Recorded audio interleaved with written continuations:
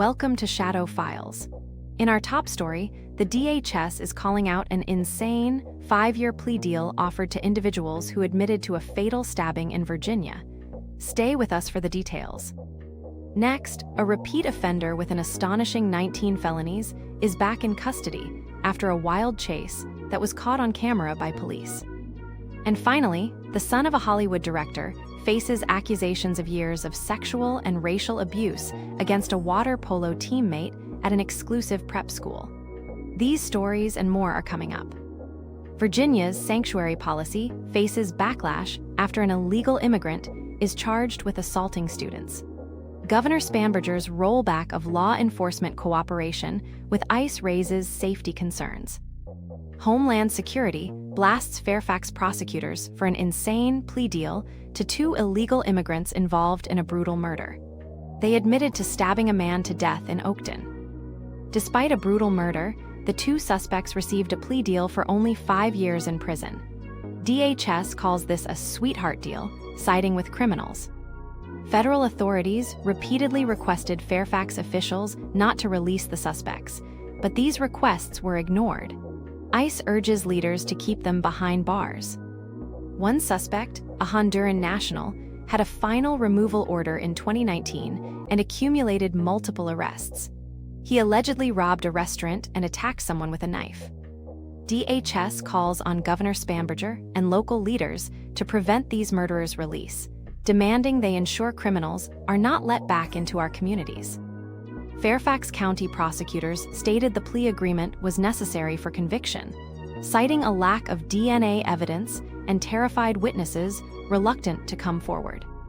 DHS claims sanctuary policies contribute to increased violent crime, stating illegal immigrants were responsible for 75% of murders in the county this year. In Thurston County, Washington, a high-speed chase unfolded after a stolen vehicle was spotted. Deputies and officers initiated a search, quickly locating the car. A Tenino police officer found the stolen Honda Civic, but the driver refused to stop. This refusal triggered a pursuit that headed north, moving towards a more populated area.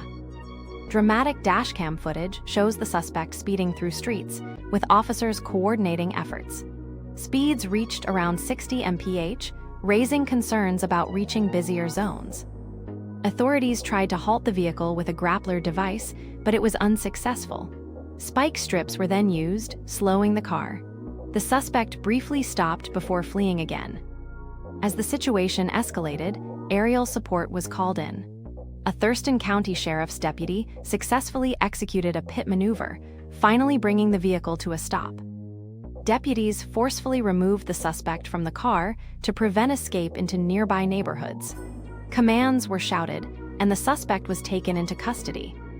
The arrested individual is a 19-time convicted felon. His past offenses include robbery, assault on law enforcement, firearm possession, burglary, and assault involving strangulation. Authorities state the suspect faces new charges, including auto theft, eluding police, DUI, and driving on a suspended license. This repeat offender poses a significant public danger. A prestigious Los Angeles private school is facing a shocking lawsuit. 3 water polo teammates are accused of years of racial and sexual abuse against a fellow student.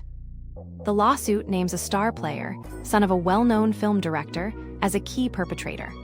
Allegations detail persistent racist and sexual misconduct against the victim, Aiden Rahman. The suit claims this wasn't isolated, but a years-long culture of violence and humiliation facilitated by school staff. Silence was demanded for inclusion. Beyond sexual assault, the victim endured constant use of racial slurs. Disturbing incidents involved references to slavery during beatings. One accused player admitted to digital penetration against a minor in juvenile court and was ordered to pay $50,000 in restitution. The lawsuit alleges Harvard Westlake, with tuition over $54,000, was aware of the abuse but failed to take action.